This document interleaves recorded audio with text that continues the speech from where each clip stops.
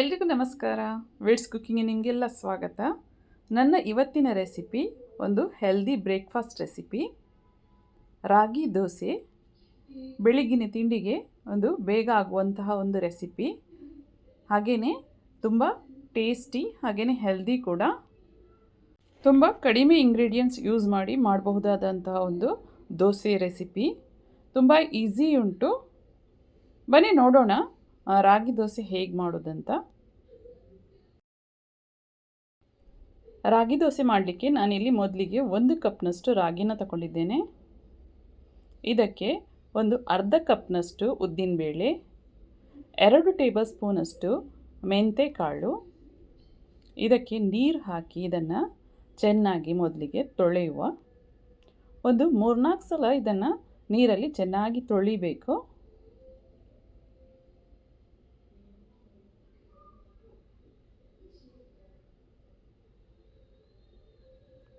ನೋಡಿ, ಈಗ ನಾನು ಇದನ್ನು ತೊಳೆದು ತಗೊಂಡು ಬಂದೆ. ಈಗ ಪುನಃ ಇದಕ್ಕೆ ನೀರನ್ನು ಹಾಕಿ ನೆನೆ ಹಾಕಬೇಕು.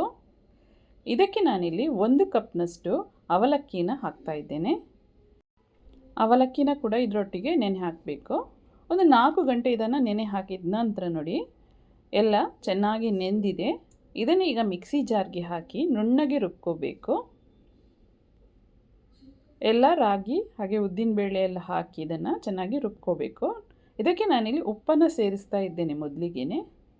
ನೋಡಿ, ಈಗ ನುಣ್ಣಗೆ ರುಬ್ಕೊಂಡೆ. ಈಗ ಇದನ್ನು ಬೌಲ್ಗೆ ಟ್ರಾನ್ಸ್ಫರ್ ಮಾಡಿದೆ.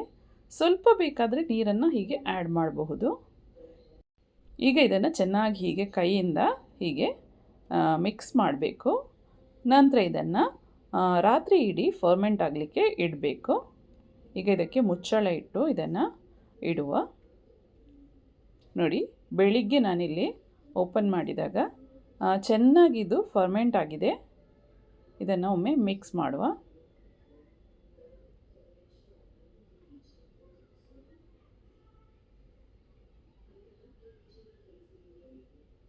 ಈಗ ನಾನಿಲ್ಲಿ ತವ ಬಿಸಿಯಾಗಲಿಕ್ಕೆ ಇಟ್ಟಿದ್ದೆ. ಇದಕ್ಕೆ ಸ್ವಲ್ಪ ನೀರನ್ನು ಸ್ಪ್ರಿಂಕಲ್ ಮಾಡಿ ಚೆನ್ನಾಗಿ ಟಿಶ್ಯೂಯಿಂದ ಒರೆಸಿ ತೆಗಿಬೇಕು.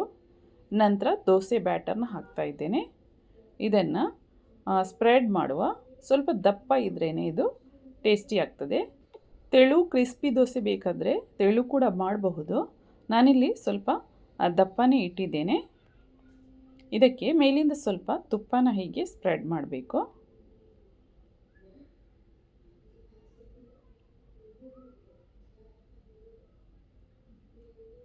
ನೋಡಿ, ಈಗ ದೋಸೆ ಬೆಂದಿದೆ. ಇದನ್ನು ತೆಗೆಯುವ. ತಿರುಗಿಸಿ ಹಾಕುವ ಅವಶ್ಯಕತೆ ಇಲ್ಲ. ನೋಡಿ, ಈಗ ಇದು ಆಯಿತು. ಇದನ್ನು ಪ್ಲೇಟ್ಗೆ ತೆಗಿತಾ ಇದ್ದೇನೆ. ಈಗ ಪುನಃ ಸ್ವಲ್ಪ ನೀರನ್ನು ಸ್ಪ್ರಿಂಕಲ್ ಮಾಡುವ. ಈಗ ಪುನಃ ಒಂದು ದೋಸೆನ ನಾನಿಲ್ಲಿ ಹಾಕ್ತಾ ಇದ್ದೇನೆ. ಇದನ್ನು ಚೆನ್ನಾಗಿ ಸ್ಪ್ರೆಡ್ ಮಾಡಬೇಕು. ಮೇಲಿಂದ ಸ್ವಲ್ಪ ತುಪ್ಪ. ನೋಡಿ, ಈಗ ಇದು ಕೂಡ ಬೆಂದಿದೆ. ಇದನ್ನು ತೆಗೆಯುವ.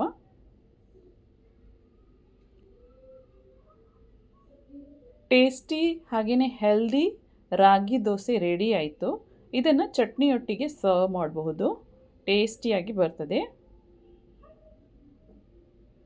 ಇದನ್ನು ಒಮ್ಮೆ ನೀವು ಟ್ರೈ ಮಾಡಿ ನೋಡಿ. ಹಾಗೆಯೇ ಇಷ್ಟ ಆದರೆ ನನ್ನ ಚಾನಲ್ನ ಲೈಕ್, ಶೇರ್ ಹಾಗೂ ಸಬ್ಸ್ಕ್ರೈಬ್ ಮಾಡಿ.